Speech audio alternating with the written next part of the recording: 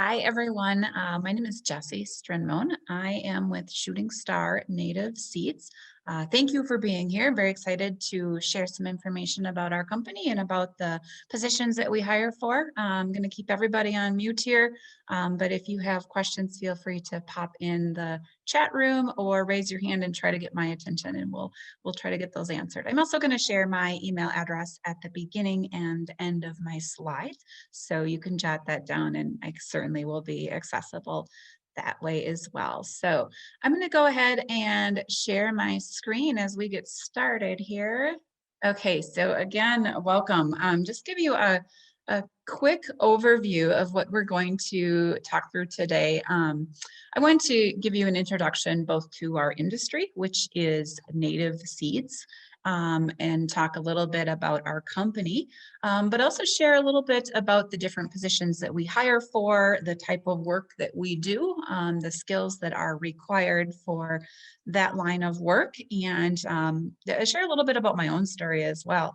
So certainly want to give you a chance for some questions and answers, so feel free to jot down my email and contact me that way if we don't get your question answered here as well. But again, my name is Jessi Strinmoen. I am in my 7th year at Shooting Star. I have a very non-traditional pathway into this industry. I have zero training in agriculture. I can't drive a tractor. I didn't grow up on a farm. I can barely grow vegetables in my backyard. Yet I find myself just fully immersed in the world of agriculture every day, and I love it. So I have a background in nonprofit work. What I have loved ever since college and before that is the idea of working with people and talking with people and understanding what motivates people.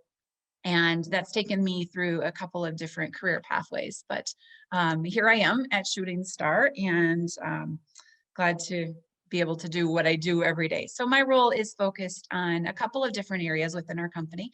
I handle sales with a lot of our landowners. I manage human resources, which is hiring for new positions, dealing with any employee issues, some benefits, things like that. I manage our marketing, which is newspapers, some traditional markets, things like that, printed materials. We don't have a strong social media presence, so that isn't really my role. But I do all of those things, and then because we're a small company, a little bit of everything else. So like we all do. So anyway, that is me, and enough about that. But we'll just kind of dive in here.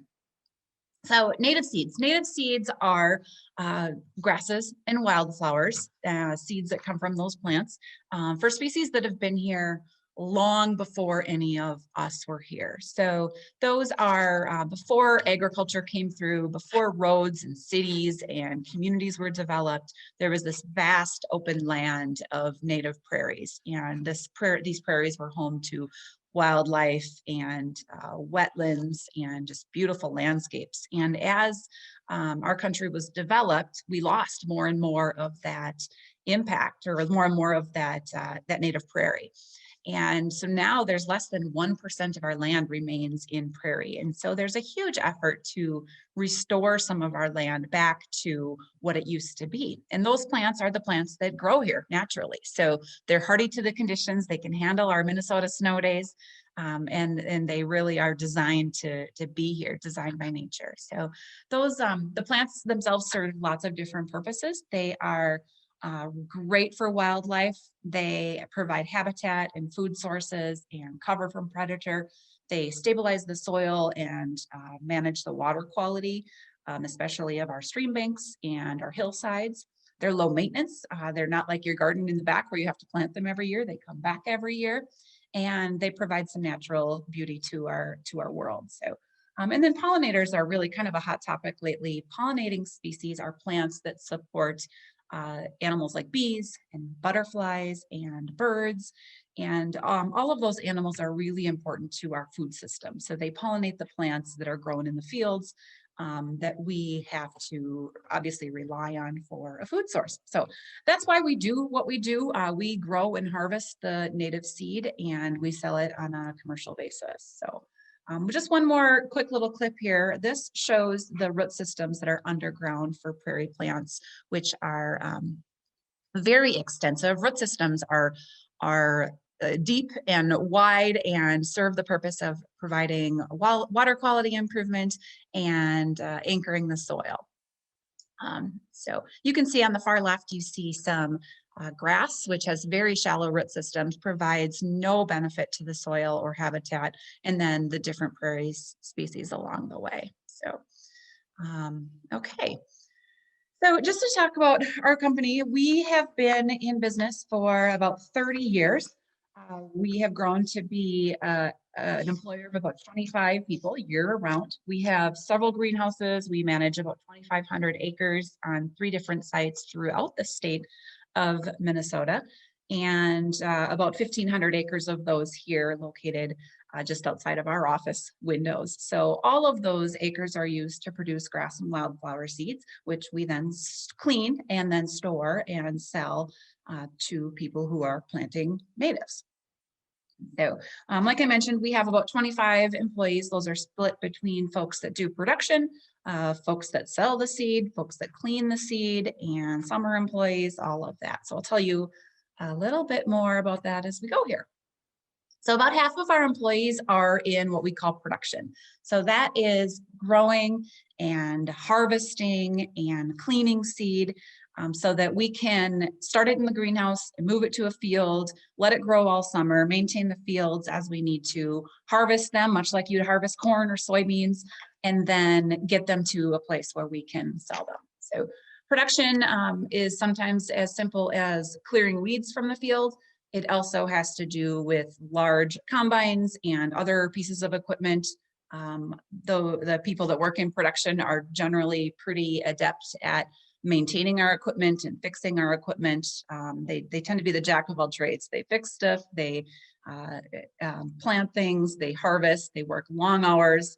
They are a phenomenally talented bunch of people here. So, and sorry, I just noticed that we had another student join us. So hi, welcome. We're just going to keep plowing away, but jump into the chat room if you have questions for us.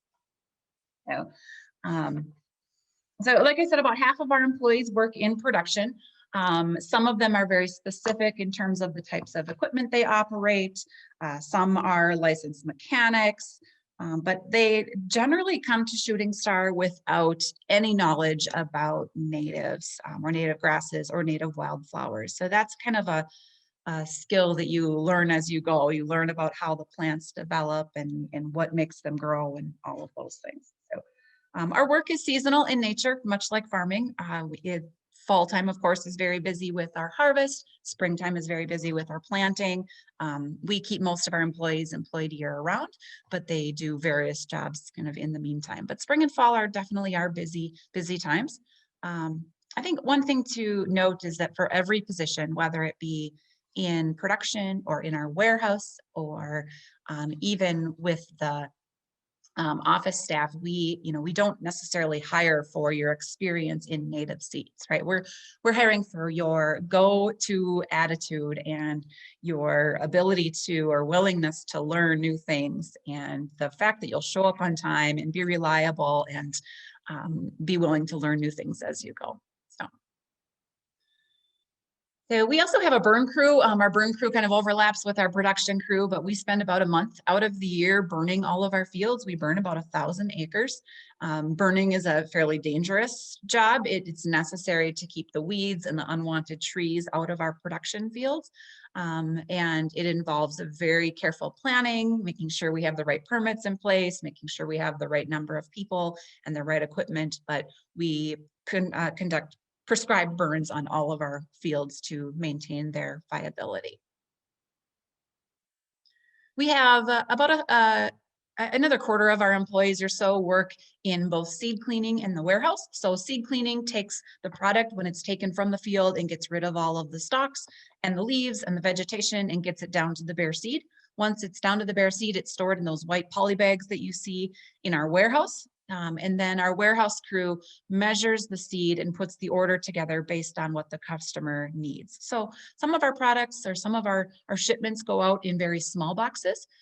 Somebody might order a pound of a mix or a pound of a certain species. They may also order several semi-loads worth of seed. So it's very customizable to what our customers our customers need. We weigh everything to the 100th of a pound, and we work with about 300 different species altogether. So it's very important that our warehouse crew is able to pay attention to detail and measure things accurately and know exactly what's going into the mix they have.